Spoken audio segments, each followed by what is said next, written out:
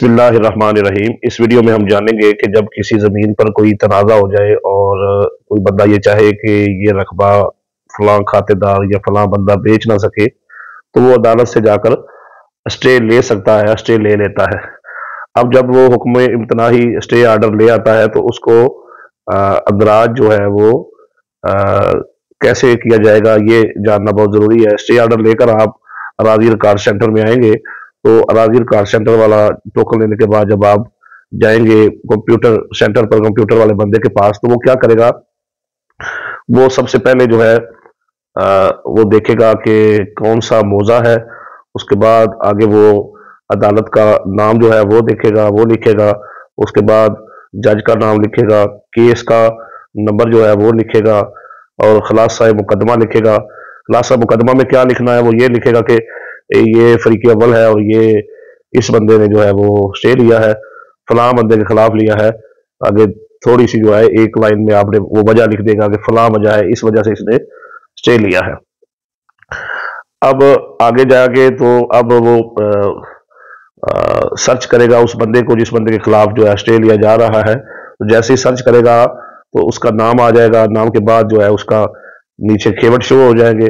जैसे ही कीवर्ड आएंगे तो उसमें वो कीवर्ड तलाश करना है जिस कीवर्ड पर जो है वो स्टे लगाना चाह रहे हैं। जैसे वहां पर क्लिक करेंगे तो उसके बाद जो है वो रेड हो जाएगा। तो जैसे ही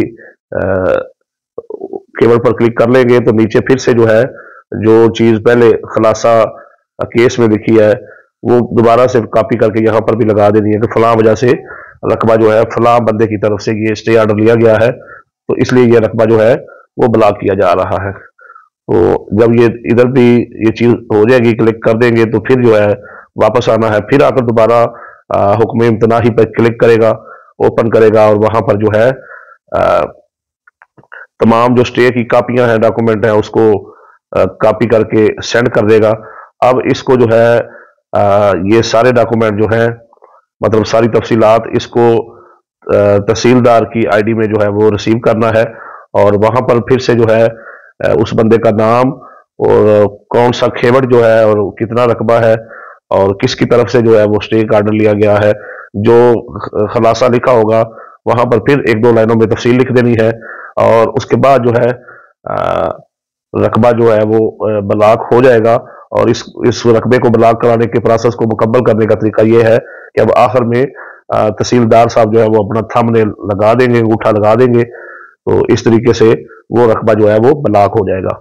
अब जब रकबा ब्लॉक हो जाएगा तो वो बंदा जिसने स्टे लिया हुआ है उसको ये फायदा होगा कि जिसका रकबा ब्लॉक हुआ है वो उसको आगे फर्द लेके रकबे को बेच नहीं सकता जब तक उस पर कोई फैसला नहीं हो जाता।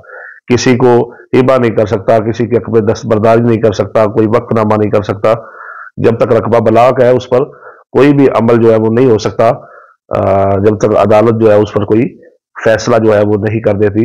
तो इस तरीके से स्टे आर्डर जो है उसका इंदराज किया जाएगा।